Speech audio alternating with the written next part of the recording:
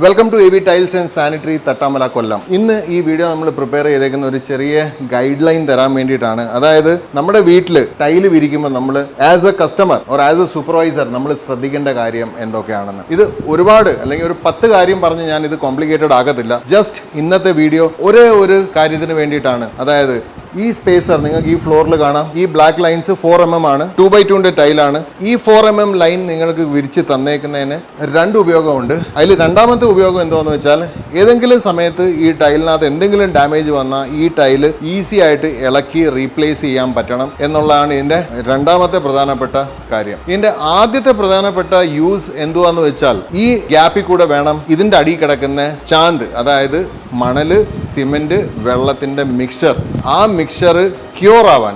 Curing എന്ന് പറയുന്നത് cement ഒരു ബൈൻഡിങ് ഏജന്റ് ആണ്, ബൈൻഡിങ് മെറ്റീരിയൽ എന്ന് പറയുന്നത് മണലാണ്. അപ്പൊ ഈ മണലിന്റെ തരികളെ തമ്മിൽ ബൈൻഡ് ചെയ്യുന്ന ഒരു പ്രൊഡക്റ്റ് ആണ് സിമെന്റ്. അപ്പം അതിനെ സിമെന്റ് ഹെൽപ്പ് ചെയ്യുന്നത് അല്ലെങ്കിൽ സിമെന്റിന്റെ അഡ്ഹസീവ്നെസ്സിനെ ആക്ടിവേറ്റ് ചെയ്യുന്ന പ്രൊഡക്റ്റ് ആണ് വെള്ളം. സോ മണൽ, സിമെന്റ്, വെള്ളം ഇത് മൂന്നും കൂടെ മിക്സ് ആകുമ്പോൾ ഒരു സെറ്റിംഗ് പ്രോസസ് സ്റ്റാർട്ട് ആവും. ആ സെറ്റിംഗ് പ്രോസസ്സിന് സക്സസ്ഫുള്ളി കംപ്ലീഷൻ വരണമെങ്കിൽ ആ അനുപാതത്തിന് ആവശ്യമുള്ള വെള്ളം അത് സെറ്റ് ആയി തീരുന്നിടം വരെ ചെന്നുകൊണ്ടേ ഇരിക്കണം. സോ ഇത് വളരെ സിമ്പിൾ കാര്യമാണ്. ഇതിനകത്ത് ഒരു റോക്കറ്റ് സയൻസും ഇല്ല. നമുക്കറിയാം, നമ്മൾ വീടിന്റെ വാർപ്പ് നടക്കുന്ന സമയത്ത് നമ്മൾ എത്ര വലിയ ഉദ്യോഗസ്ഥരായാലും എത്ര വലിയ ബിസിനസ്മാൻ ആയാലും ഏത് NRI ആയാലും എല്ലാവരും വാർപ്പിന്റെ അന്ന് സൈറ്റിലെത്തും. അവരുടെ മേൽനോട്ടത്തിലെ അവര് തട്ടിന്റെ വാർപ്പ് ചെയ്യിപ്പിക്കത്തുള്ളൂ. സോ വിച്ച് മീൻസ് നമുക്ക് ഒരു വാർപ്പിന്റെ അല്ലെങ്കിൽ ഒരു ഇമ്പോർട്ടന്റ് ആയിട്ടുള്ള ഒരു പാർട്ടിന്റെ നമുക്ക് ഇമ്പോർട്ടൻസ് എല്ലാവർക്കും അറിയാം. ഫോർ സം റീസൺ നമ്മൾ ടൈലിന്റെ അടിയിൽ കിടക്കുന്ന അതേ മിക്സ്ചർ, അതായത് നമ്മുടെ തട്ടിൽ അല്ലെ നമ്മുടെ ടെറസിൽ കിടക്കുന്നത് ബൈൻഡിങ് മെറ്റീരിയലിനകത്ത് ഒരു മെറ്റീരിയലും കൂടെ കൂടുന്നു, അത്രേ ഉള്ളൂ. അതായത് അതിനകത്ത് മെറ്റൽ പീസസ് വരുന്നു, 3/4 ഇഞ്ച് മെറ്റൽ വരുന്നു, മണലുണ്ട്, പിന്നെ സിമെന്റും ഉണ്ട്, പിന്നെ വെള്ളമുണ്ട്. സോ വിച്ച് മീൻസ് ഈ ഫ്ലോറിന്റെ അടിയിൽ കിടക്കുന്ന മെറ്റീരിയലിനകത്ത് ആകെ ഇല്ലാത്തത് 3/4 ഇഞ്ച് മെറ്റൽ മാത്രമേ ഉള്ളൂ. So in all other terms ഇതും RCC പോലെ തന്നെയാണ്. RCCക്ക് നമ്മൾ കൊടുക്കുന്ന അതേ കെയർ നമ്മൾ ഇതിനും കൊടുക്കണം. അപ്പം RCC നമുക്കറിയാം, തട്ട് ചെയ്ത് കഴിഞ്ഞാൽ നമ്മൾ അതിന്റെ എഡ്ജ് എല്ലാം വീക്ക് പ്ലാസ്റ്റർ വെച്ച് നമ്മൾ കുറേ ബണ്ടുകൾ ഉണ്ടാക്കി, കുറേ സെക്ഷൻസ് ഉണ്ടാക്കി.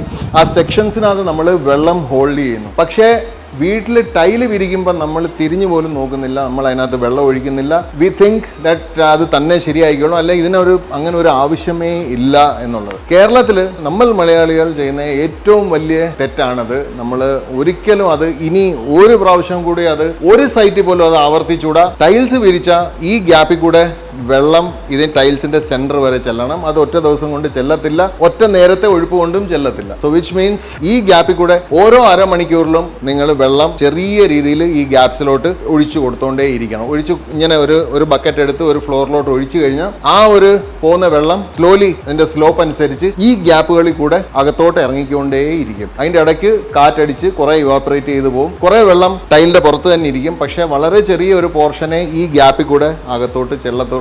ആ ചെന്ന് ആ താഴത്തെ മിക്സ്ചർ ക്യൂർ ആകാത്തത് കൊണ്ട് മാത്രമാണ് പല വീടുകളിലും ഫസ്റ്റ് ഫ്ലോറിൽ ടൈൽസ് ചാന്തിനകത്തു നിന്ന് ഇളകി പൊട്ടിത്തെറിക്കുന്നവരെ അവസരങ്ങൾ നമ്മൾ കണ്ടിട്ടുണ്ട്. അപ്പം അകത്ത് കിടക്കുന്ന മെറ്റീരിയൽ, അതായത് നിങ്ങളുടെ എംസാൻഡ്, നിങ്ങളുടെ സിമെന്റ്, ഇത് രണ്ടും ആണ് ഇതിന് കാരണം. ഇതിന് രണ്ടിനും തമ്മിൽ ബോണ്ട് ആകാൻ ഹെൽപ്പ് ചെയ്യേണ്ട ആവശ്യത്തിനുള്ള വെള്ളം ഇത് വിരിച്ച സമയത്ത് അതിന് കിട്ടിയില്ല. അതുകൊണ്ടാണ് വർഷങ്ങൾക്ക് ശേഷം ചില സമയത്തൊക്കെ 6 മാസം കൊണ്ട് ഇളകി പോകാറുണ്ട്, ചിലയിടത്ത് 2 വർഷം 3 വർഷം, ചിലയിടത്ത് 5 വർഷം കഴിഞ്ഞ് ഇളകി പോകാറുണ്ട്. സോ 7 ഇയേഴ്സ് വരെ ഇളകിയ കേസ് എനിക്കറിയാം. ഇതിന്റെ റീസൺ ഒന്ന് തന്നെയാണ്, ഇട്ട സമയത്ത് ആവശ്യത്തിന് വെള്ളം ഫ്ലോറിനകത്ത് ഇട്ടില്ല.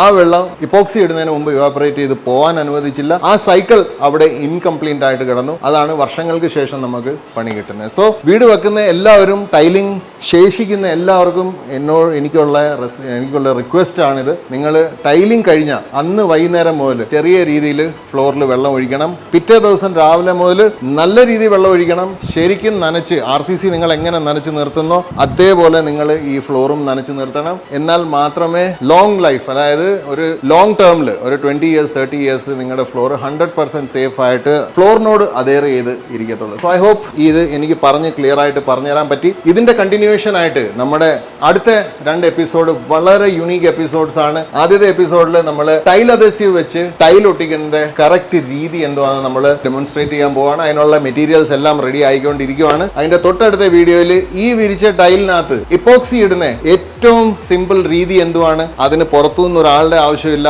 ആ എപ്പിസോഡ് കണ്ടു കഴിഞ്ഞാൽ നിങ്ങളുടെ വീട്ടിൽ നിങ്ങൾക്കും നിങ്ങളുടെ ഫാമിലി ഫ്രണ്ട്സും സുഹൃത്തുക്കളും എല്ലാവരും കൂടെ ചേർന്നാൽ തന്നെ നിങ്ങളുടെ വീട്ടിലെ എപ്പോക്സി, അതായത് സ്ക്വയർ ഫീറ്റിന് 10 രൂപ മിനിമം ചാർജ് വരുന്ന ഈ വർക്ക് നിങ്ങൾക്ക് തന്നെ സിമ്പിൾ ആയിട്ട് ചെയ്ത് തീർക്കാവുന്നേ ഉള്ളൂ. പ്രൊഫഷണൽസിനെ വിളിക്കുന്ന എപ്പോഴും നല്ലതാണ്, പക്ഷേ ജസ്റ്റ് ഇൻ കേസ് നിങ്ങൾക്ക് തന്നെ ചെയ്യണമെങ്കിലും ചെയ്യാം. അത്രയും ഈസി ആയിട്ട് അത്രയും ക്ലിയർ ആയിട്ട് നമ്മൾ അത് ഡെമോൺസ്ട്രേറ്റ് ചെയ്യും. So wait for the next 2 episodes. After this, subscribe if you have not subscribed yet. Like, share and comment if you like this video. ഇതിൽ എന്തെങ്കിലും നിങ്ങൾക്ക് കിട്ടിയിട്ടുണ്ടെങ്കിൽ definitely will wait for your comments.